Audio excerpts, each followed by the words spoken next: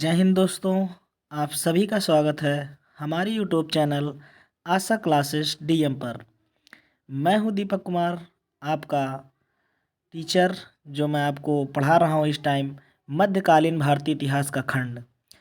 तो जैसा कि दोस्तों हम सभी मध्यकालीन भारतीय इतिहास में अब तक जो पढ़े हैं, हमने आपको बताया था कि दिल्ली सल्तनत की शुरुआत हो चुकी है, जिसमें हम लोग पढ़ रहे हैं। आज के जो वीडियो है आपका 11वां नंबर, ये आपको मिलेगा खिलजी वंश से संबंधित। हमने गुलाम वंश का अध्ययन किया इसके पहले, और अब हम अध्ययन करने वाले हैं खिलजी वंश का। चलिए हम चैप्टर को शुरू करने से पहले आपको कुछ महत्वपूर्ण न्यूज़ दे देते हैं कि आने वाले 1-2 दिनों में हो सकता है आपको मनोविज्ञान का, क्योंकि कई स्टूडेंट बोले हैं कि साइकोलॉजी का भी वीडियो सर बनाया जाए। तो ठीक है, मैं प्रयास करूंगा कि जल्द ही कुछ ही दिनों में मैं साइकोलॉजी को सुपर टेट का जो बैच है साइकोलॉजी का, उसको आपको प्रोवाइड करूंगा। लेकिन दोस्तों बस मैं केवल इतना ही मांग करता हूँ, जो आप कहेंगे मैं करूँगा। हर सारी चीज़ें जो भी आप सब्जेक्ट चाहते हैं, बस समय के अभाव के नाते थोड़ा सा दिक्कतें आती हैं, लेकिन फिर भी मैं कोशिश पूरा करूँगा कि आपको इस मध्यकालीन भारतीय इतिहास के साथ साथ और भी आवश्यक चीज़ें प्राप्त हो सकें। मैं सोच रहा हूँ कि साइकोलॉजी शुरू कर दूँ। साइकोलॉजी के अलावा और भी बहुत सारी चीज़ हैं जिनका मैं जीके जीएस के थ्रू, प्रैक्टिस के थ्रू उसको अध्ययन करा दूँ आपको। तो कोई बात नहीं दोस्तों, बस आपका केवल एक ही काम है कि मेरे इस चैनल को आप लोग जितना ज़्यादा हो सके उतने लोगों के पास शेयर करिए। जितना ज़्यादा लोगों के पास इस वीडियो पहुंचेगा, जितने ज़्यादा लोग इसको देखेंगे, जितने ज़्यादा लोग सब्सक्राइब करेंगे, उतना ही अच्छा अच्छा वीडियो आपको मिलता रहेगा। और इसके साथ ही लाइक कमेंट्स अवश्य, आप लोग की जो भी प्रॉब्लम होती है, जो भी दिक्कतें हैं, उसको भी आप लोग बता दिया करिए। और अब मैं वीडियो का, जो भी ये वीडियो आपका चल रहा है, इसका पीडीएफ डिस्क्रिप्शन में डाल दूंगा, आप लोग वहां से ले लीजिएगा। लिंक वहां प्रोवाइड कर दी जाएगी। आप लोग वहां पे जाकर, डिस्क्रिप्शन में जाकर, इसी वीडियो में आप लोग हर वीडियो के डिस्क्रिप्शन में अपना पीडीएफ पा जाएंगे, ताकि आपका नोट्स अच्छे से बन जाए। खैर, मैं आपको स्क्रीनशॉट का मौका देता भी हूँ, तो कोई बात नहीं, मैं पीडीएफ अब आपको प्रोवाइड कर दूंगा। तो चलिए दोस्तों, हम लोग शुरू करते हैं अपनी क्लास को। आज की जो क्लास है वो मध्यकालीन भारतीय इतिहास का पार्ट नंबर 11वां, यानी आज 11वां ये वीडियो आपको मिलने वाला है मध्यकालीन भारतीय इतिहास का। और आज की जो चैप्टर है उसका नाम है खिलजी वंश। आज हम पढ़ेंगे खिलजी वंश। खिलजी वंश पढ़ने से पहले आप लोग बस इस चैनल को एक बार ढेर सारा शेयर कर दीजिए और सब्सक्राइब करवा दीजिए। चलिए दोस्तों, हम शुरू करते हैं अपने चैप्टर को। आज का जो हमारा चैप्टर है वो है खिलजी वंश। और खिलजी वंश के बारे में हमने बात किया था कि गुलाम वंश के बाद दूसरा जो वंश आता है दिल्ली सल्तनत पर, वह था खिलजी वंश। वह कौन सा था? खिलजी वंश। खिलजी वंश की शुरुआत 1290 से ईस्वी से मानी जाती है, ये बात आप लोग जानते हैं। और 1320 ईस्वी तक लगभग ये चलता है। ज़्यादा टाइम के लिए शासन नहीं है इनका, लेकिन फिर भी इनमें महत्वपूर्ण क्वेश्चन आपको मिल जाएंगे, ठीक है ना। तो खिलजी वंश के संस्थापक के रूप में हम जानते हैं जलालुद्दीन खिलजी को, जो 1290 ईस्वी से लेके 1296 ईस्वी तक 6 सालों तक इसने शासन किया था। खिलजी वंश का जो संस्थापक माना जाता है। जलालुद्दीन खिलजी भी अगर देखा जाए तो जो एक गुलाम वंश की तरह ही, मतलब वो भी एक रहता था, उन्हीं के साथ रहता था और उन्हीं के नेतृत्व में काम करता था, और आगे खिलजी वंश की स्थापना कर देता है, ठीक है ना। तो दिल्ली सल्तनत में और सबसे बुजुर्ग शासक इसी को माना जाता है, मतलब सबसे उम्र दराज जो था दिल्ली सल्तनत में, लगभग 70 साल। यहाँ देखिए मैंने एज भी आपको क्लियर किया है, लगभग इसकी एज 70 साल थी जलालुद्दीन खिलजी की, जो सबसे ज़्यादा बुजुर्ग था। इसने अपना राज्याभिषेक किलोश्री के महल में करवाया था। इसने अपना राज्याभिषेक कहाँ करवाया था? किलोश्री के महल में करवाया था। ये बात याद रखिएगा, पूछ लेता है, हालांकि इतना इंपॉर्टेंट नहीं है, लेकिन पूछ लेता है, ठीक है ना। देखो, अब यही जो था जलालुद्दीन खिलजी, इसी का एक भतीजा था। इसका ही भतीजा था अलाउद्दीन खिलजी। 1296 में इसको देवगिरी अभियान पे भेजा था, किसने? जलालुद्दीन खिलजी ने। और वहाँ पर यादव वंश के शासक रामचंद्र देव से इसकी लड़ाई हुई थी, युद्ध हुई थी। यादव वंश का एक राजा था जिसका नाम था रामचंद्र देव, उसके साथ इसकी लड़ाई हुई थी। और अलाउद्दीन खिलजी बहुत ही क्रूरता के रूप में जाना जाता था। आप लोगों ने कहानी भी देखी हो पद्मावत, जिसमें महारानी पद्मिनी, जो आपने सुना होगा, वो कहानी भी सुना होगा, जो राजा थे उदयगढ़ के, रतन सिंह जी, उनके ऊपर ये कहानी बनी है। और वहीं के जो उनके साथ लड़ाई लड़ा था अलाउद्दीन खिलजी ही था। और रानी कौन थी? रानी पद्मिनी। तो पद्मिनी की कहानी इसी अलाउद्दीन खिलजी से अटैच है, ठीक है ना। 1296 ईस्वी में खिलजी शासक के रूप में आता है और अपने चाचा के स्थान पे कौन बैठता है भैया? अलाउद्दीन खिलजी। इसी का इम्पोर्टेंट, खिलजी वंश में अगर कोई इंपॉर्टेंट है तो इसी का नाम इंपॉर्टेंट है, क्योंकि यह 1296 से लेकर 1316 ईस्वी तक शासन किया, लगभग 20 सालों तक इसने शासन किया था। और इसका वास्तविक नाम मिलता है अली या गुरसुफ, या इसका नाम मिलता है गुरसफ या अली मिलता है इसका नाम, तो ये भी याद रखिएगा, ठीक है ना। यह देखो उसके ना भतीजा भी था जलालुद्दीन खिलजी का, और उसका जो है दामाद भी, मतलब कि बेटी से शादी भी किया था, क्योंकि आप लोग जानते हैं इनके में चाचा की लड़की या मौसी की लड़की से शादी हो जाती थी, तो ये भी जलालुद्दीन खिलजी का जो बेटी थी उसी के साथ शादी किया था अलाउद्दीन खिलजी, ठीक है ना। और इसने ही जलालुद्दीन खिलजी को मरवाया था, इसने ही हत्या करवा के और राजगद्दी प्राप्त की थी। इसके बारे में कुछ और महत्वपूर्ण जानकारी लेते हैं, ठीक है ना। इसके अगर हम राजत्व सिद्धांत यानी इसने कैसे शासन किया था, किस प्रकार से शासन किया था, ये हम देखते हैं। थोड़ा सा ये निरंकुश टाइप का था, मतलब ये किसी को मानता नहीं था, ना तो इस्लाम के सिद्धांतों के अनुसार चलता था, और ना ही खलीफा, जो खलीफा नहीं रहते थे सऊदी अरब में जो वहाँ से शासन चलाते थे, उनका भी ये बात नहीं मानता था। ये था अलाउद्दीन खिलजी, मतलब ये स्वयं को स्वतंत्र और निरंकुश जानता था, ये अपने आप को हर चीज़ से अलग समझता था। अब कहानी में भी देखिए, जो पद्मावत फिल्म में उसमें भी दिखाया गया कि किस तरह से यह निरंकुश था और किसी की बात सुनता नहीं था। चलिए आगे देखते हैं। अब देखिए विद्रोह, इसके टाइम विद्रोह हुआ था, और विद्रोह को दबाने के लिए इसने क्या क्या अध्यादेश जारी किया था। जब इसके टाइम विद्रोह, भाई देखो क्रूर शासन था, निरंकुश शासन था, इसके टाइम विद्रोह होता था उस टाइम, तो यह क्या करता था वही देखना। कई चीज़ करता था। पहला, दान उपहार या पेंशन में दी जाने वाली भूमि वापस ले ली, जो इसने दान और उपहार पेंशन देता था उसको ये वापस ले लिया।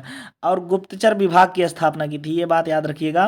अलाउद्दीन खिलजी था जिसने गुप्तचर विभाग की क्या की थी? स्थापना। अरे भाई जो जासूस आप कहते हो ना, जासूस सीबीआई लगाने का काम किसने किया था? अलाउद्दीन खिलजी ने किया था। शराब, भांग, जुआ आदि पर प्रतिबंध, इसने जितने भी नशीले पदार्थ थे उन पे क्या लगा दिया था? प्रतिबंध लगा दिया था, और सारी चीज़ें बंद करवा दिया था। अमीर और सरदारों की दावतों और विवाह से संबंध पर देखो, जब अमीरों की शादी, अमीर आप जानते हैं ना राज के दरबार में रहते थे, और सरदारों के बारे में भी जानते हैं जो शासन सत्ता में अपना योगदान देते थे, उनके यहाँ सारा प्रतिबंध लगा दिया कि आप शादी विवाह दावत ये सब ऐसे नहीं करेंगे, ठीक है ना। इसने देखिए क्या कहा था, हिंदुओं का पर कठोर नीति के तहत उन्हें निर्धन बनाया ताकि वो विद्रोह ना, देखो हिंद यहाँ जो रहते थे हमारे मूल निवासी थे हिंदू, इन पे बहुत ही कठोर नीति लगा दिया था ताकि वह विद्रोह ही ना कर पाए, इतना ज़्यादा उन्हें प्रताड़ित कर दिया जाए कि वो विद्रोह ही ना कर पाए। ऐसा था अलाउद्दीन खिलजी, ठीक है ना। अगर इसके हम राजस्व एवं कर व्यवस्था को देखें तो हम पाते हैं मंगोलों को मुकाबला करने और सुदृढ़ साम्राज्य की स्थापना करने के लिए उसने टैक्स में वृद्धि। उस टाइम मंगोल आक्रमण बहुत ज़्यादा होता था भारत के। आप देखेंगे जम्मू कश्मीर का जो एरिया है जहाँ पे रेशम मार्ग चलता था, यहाँ से मंगोल आक्रमण ज़्यादा आते थे, और इन्हीं को रोकने के लिए, अपने साम्राज्य को सुदृढ़ बनाने के लिए टैक्स लगाया इसने। कितना टैक्स लगाया था? लगान का आधा प्रतिशत, मतलब आधा ही पूरा 50% ये टैक्स लेता था। ये बहुत बड़ी राशि थी, ठीक है ना। आधा मतलब सारा ले लेता था। अब सोच लो, इसने दो नए कर चलाए थे, चराई कर और घड़ी कर। चराई कर और घड़ी कर, यह पहला सुल्तान था जिसने भूमि मापन के लिए या पैमाइश करने के लिए लगान वसूला। इसने भूमि का मापन करने के लिए क्या वसूला था भैया? लगान वसूला था। यह पहला शासक था, ठीक है ना। राजस्व एकत्रित करने के लिए मुस्तक राज पद बनाया था एक, जैसे राजस्व जो कलेक्ट करते थे, जो वित्त विभाग देखते थे, उन्हें क्या कहा जाता था भैया? मुस्तक राज, ठीक है ना। इसने एक विभाग बनाया था इसी मुस्तक राज के लिए, मतलब ये पद था, मुस्तक राज एक पद था, और पूरे विभाग को क्या कहते थे?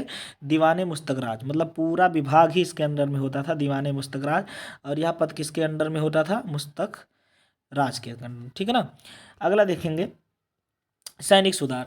सैनिक सुधार में आपने देखा कि यह अस्थाई सेना और नगद वेतन, इसने ना सैनिकों को अस्थाई बना दिया कि आप लोग ही परमानेंट यहाँ पे क्या करेंगे? जॉब करेंगे, मतलब परमानेंट ही यहाँ पे हमारे यहाँ दरबार में आप लोग सैनिक का काम करेंगे। और हुलिया लिखने का काम, हुलिया देखो क्या होता था पहले ज़माने में ना, कि एक कुछ चिन्ह छोड़ देते थे, जैसे कानों को काट देना, एक कानों पे निशान बना देना, या पीछे जो है स्मारक एक टाइप का कुछ गोदवा देना, तो इस टाइप का हुलिया लिखने का काम कहा जाता था उस टाइम। और घोड़ों को दागने की प्रथा होती थी, जो कानों पे दाग दिया जाता था, फाड़ दिया जाता था। ये सारी प्रथा किसने शुरू की थी? अलाउद्दीन खिलजी ने। घोड़ों को दागने की प्रथा, हुलिया को लिखने, मतलब सैनिकों को भी चिन्हित किया जाता था और घोड़ों को भी क्या किया जाता था? चिन्हित किया जाता था। ऐसा था अलाउद्दीन खिलजी। सबसे बढ़िया पॉइंट ये है बाजार व्यवस्था। अगर अलाउद्दीन खिलजी जाना जाता है तो अपने बाजार व्यवस्था के कारण, पूरे इतिहास में अपने बाजार व्यवस्था के कारण अलाउद्दीन खिलजी जाना जाता है। मूल्य नियंत्रण प्रणाली की दृढ़ता इसने लागू की, मतलब माप तौल पे बेईमानी जो होती थी उसको रोक लगाने के लिए इसने जो है काफ़ी ज़्यादा वर्कआउट किया था। और बाजार व्यवस्था के लिए तो बहुत ही फेमस, याद रखिएगा, अलाउद्दीन खिलजी है जो बाजार व्यवस्था के लिए बहुत अच्छे तरह से जाना जाता है। ठीक है ना। खाद्यान्न बाजार, खाद्य सामग्री जैसे होता निर्मित वस्तुएं होती थी, जरूरत की रोजमर्रा की सामान, मतलब हर टाइप के बाजार में नियंत्रण होता था। पशु हो, गुलाम हो, दैनिक वस्तु हो, या कुछ भी होता था, सब पे ये नियंत्रण रखता था और सब पे बराबर से ध्यान देता था कि किस कंट्रोल में रहने चाहिए। ठीक है ना। या थी इसकी बाजार व्यवस्था। प्रमुख उद्देश्य इसका क्या था? इसका प्रमुख उद्देश्य जो इसका कहा जाता है, द्वितीय सिकंदर के रूप में सिकंदर ए सानी अपने आप को उपाधि देता था कि मतलब यह सिकंदर का दूसरा रूप है। ठीक है ना। इस नया धर्म ही बनाया था। ठीक है ना। अपने आप को, मतलब ये अपने आप को इस्लाम के सिद्धांतों के अनुकूल समझता ही नहीं था, ये अपने आप को नया नियम ही, मतलब ये अपने आप को ही भगवान समझता था। यह था सिकंदर ए सानी, जिसने अपने आप को खुद कहा कि मैं द्वितीय सिकंदर हूँ, सिकंदर ए सानी हूँ मैं। ठीक है ना। ये खुद कहा था, ये था इसका साम्राज्य। अगर हम देखेंगे, गुजरात, रणथंभौर, रणथंभौर आप जानते हैं राजस्थान में है, बंगाल तक, इधर चित्तौड़गढ़, पूरा ये एरिया इसका फैला था। दक्षिण भारत में भी कुछ अभियान इसने चलाया था। जैसे आप देखेंगे दक्षिण भारत में इसने अपने जो वजीर था मलिक काफूर जो था उसको भेजा था, और काफ़ी ज़्यादा, अभी आगे हम पढ़ेंगे उसके बारे में पूरा कैसे क्या क्या कहानी है। तो दक्षिण भारत पे भी अभियान ये करने वाला था। अलाउद्दीन खिलजी था जिसने दक्षिण भारत पे अभियान किया, दिल्ली सल्तनत का पहला शासक जिसने दक्षिण की ओर भी प्रस्थान किया था। गुजरात, रणथंभौर, ये सब राजस्थान, बंगाल, चित्तौड़गढ़, ये सारा एरिया अपने कब्जे में किया था। ठीक है ना।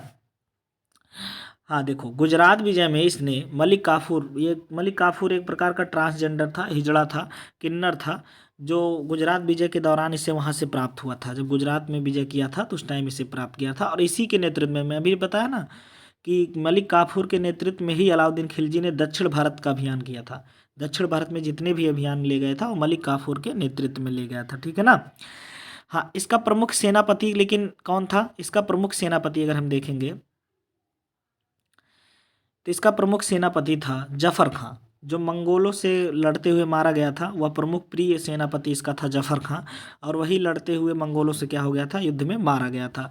आगे देखेंगे जो कहानी है, इसकी कहानी में सबसे अच्छा पॉइंट ये मिलता है 1540 ईस्वी में इस पुस्तक लिखी गई थी। किसके द्वारा? मलिक मोहम्मद जायसी, आप लोगों ने बहुत नाम सुना होगा, मलिक मोहम्मद जायसी। पद्मावत, कौन सी की पुस्तक थी? पद्मावत।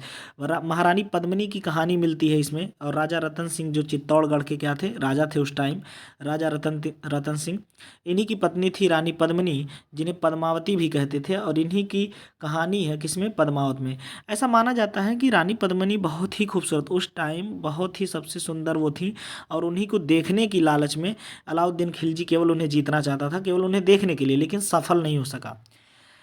पूरा अभियान चला डाला, सब कुछ कर डाला अलाउद्दीन खिलजी ने, लेकिन महारानी पद्मिनी का उसने चेहरा तक नहीं देख पाया था। यह अलाउद्दीन खिलजी था। हालांकि कहानियों में दिखाया जाता है कि अलाउद्दीन खिलजी को शीशे के माध्यम से उसको पानी में दिखाया गया था, रतन सिंह ने उनसे पानी में दर्शन कराया था, जबकि ऐसा कुछ नहीं, केवल उसने सुना था, केवल रानी पद्मिनी के बारे में उसने सुना था कि बहुत ही सुंदर है, बहुत ही अच्छी है, ये वो, इसीलिए वो उनको जीतना चाहता था, देखना चाहता था, उनसे मिलना चाहता था, लेकिन वह सफल नहीं हुआ। आपने देखा होगा महारानी पद्मिनी ने जौहर कर लिया था, कई हजार लोगों के स्त्रियों के साथ जो है उन्होंने जौहर प्रथा अपनाई थी। उसका आज भी जौहर कुंड जो है चित्तौड़गढ़ किले में आज भी स्थित है, अगर आप लोग जाएंगे देखने तो आज भी वो स्थित है। तो हमारा इतिहास काफ़ी ज़्यादा ही गौरवशाली रहा है। ऐसे ऐसे वीरांगनाएं, ऐसी ऐसी हमारे जो वीर पुरुष जन्म लिए इस धरती पर, कि हमारा इतिहास सर्वोत्तम बना, और आज भी उस इतिहास पे हमें गर्व होना चाहिए। जो हमारे वीरांगनाएं, हमारे जो वीर शासक, जो वीर लोग रहते थे, वो उन्होंने जितना बलिदान दिया इस देश के लिए, वो काफ़ी विस्मरणीय है। चलिए आगे देखते हैं। दक्षिण भारत के अभियान में मलिक काफूर ने 1307 ईस्वी में, ये याद रखिएगा, 1307 ईस्वी में आक्रमण किया, जब राजा रामचंद्र देव क्या थे? शासक थे। अभी बताया नहीं, यादव वंश के शासक कौन थे? राजा रामचंद्र देव। इनके शासन में 1307 ईस्वी में इसने अभियान चलाया था। इसी के समय मंगोल जो थे, मंगोल लोग थे, वो सर्वाधिक 6 बार आक्रमण किए थे, लेकिन मंगोल हर बार हार गए। ये बहुत खास बात है। जब अलाउद्दीन खिलजी बैठा था तो 6 बार आक्रमण किए थे मंगोल, और हर बार हार गए थे। ये था अलाउद्दीन खिलजी। क्यों? क्योंकि मलिक काफूर जो था काफ़ी ज़्यादा अच्छा सेनापति के रूप में साबित हो रहा था, काफ़ी सहयोग किया था इसका, ठीक है ना। अगला आप देखेंगे, अलाउद्दीन खिलजी के बाद जो शासक बनता है उसका नाम था मुबारक शाह। मुबारक शाह खिलजी वो कुछ खास नहीं जाना जाता है, बस ये जानिए इसने अपने आप को खुद को खलीफा घोषित कर दिया था। ये होता ही था, ऐसे होते थे कि बस मानसिक रोगी बन जाते थे, पागल टाइप हो जाते थे, तो ये लोग अपने आप को खुद घोषित कर देते थे कि हम खलीफा हैं, जबकि होते कुछ नहीं थे। और ऐसा कहा भी जाता है अपने अंतिम दिनों में यह पागल या मानसिक रोगी बन गया था, और कभी कभी ये नग्न होकर ही, कभी कभी स्त्रियों के कपड़े पहनकर दरबार में आ जाया करता था। कभी मतलब ये मुबारक शाह खिलजी को पागल का दर्जा मिला था इतिहास में, या नग्न होकर कभी कभी दरबार में आ जाता, कभी कभी स्त्रियों कपड़े, कुछ भी मतलब अनाप शनाप कार्य करता था। यह था मुबारक शाह खिलजी, ठीक है ना। अगला जो था नसीरुद्दीन खुसरो खां, यह अंतिम व्यक्ति था शासक के रूप में। हालांकि यह पहले हिंदू धर्म का व्यक्ति था, यह था नसीरुद्दीन जो खुसरो खां है, यह पहले क्या था भैया, हिंदू धर्म का व्यक्ति था। जब यह शासक बना खिलजी वंश में 1320 ईस्वी में, तो अमीर जो लोग नहीं रहते थे दरबार में, जो अमीर लोग रहते थे, उन्होंने कहा कि कोई हिंदू कैसे शासक हो सकता है, या तो इस्लाम धर्म के खतरा है भाई, यह दिक्कत है, इसको भगा दिया जाए यहाँ से, इसको यहाँ से गद्दी पे बैठने का कोई अधिकार नहीं है। तो अमीर लोगों ने इसे 1320 ईस्वी में इसको क्या किया था, हटा दिया था। यहाँ पे अंत हो जाता है खिलजी वंश का। तो नसीरुद्दीन खुसरो खां पहले हिंदू धर्म में था, बाद में यह कन्वर्ट हुआ था मुस्लिम धर्म में। और ये काम देखिए हर जगह, मतलब मुगल काल में भी मिलेगा आपको हर जगह, कि कन्वर्ट करते थे, हिंदुओं क्या करते थे, कन्वर्ट करते थे इस्लाम धर्म में। ये चलता रहेगा, अभी आगे बहुत सारी घटनाएं ऐसी मिलती रहेंगी। तो देखिए दोस्तों, आज का वीडियो हमने देख लिया खिलजी वंश के बारे में, तो कैसा लगा आप सभी ज़रूर बताइए एक बार। लेकिन आप लोग अगर थोड़ा बहुत आपको दिक्कत भी होती है कि मेरे वीडियो में आपको नहीं समझ में आता, तो आप कमेंट में बता दिया करिए, जो भी दिक्कत होगी मैं उसको ज़रूर सॉल्व करूँगा। आपको विश्वास दिलाता हूँ बेहतर से बेहतर प्रयास आपके लिए करूँगा। तो चलिए दोस्तों, आज का वीडियो हम यहीं ख़त्म करते हैं, और आगे की वीडियो कल हम देखेंगे नए वंश के बारे में, नई जानकारी लेंगे। तब तक के लिए जय हिंद। जय हिंद दोस्तों, बस आप लोगों का एक ही काम है कि आप लोग मेरे वीडियो को शेयर और सब्सक्राइब अवश्य कराएं, जितना हो सके उतना ग्रुप में भेजिए, और उनसे भी कहिए वो भेजते रहें, ताकि आपको मिल सके बेहतर वीडियो और मैं आपको देता रहूं अच्छी अच्छी जानकारियां। धन्यवाद दोस्तों, जय हिंद, जय श्री राम, राधे राधे।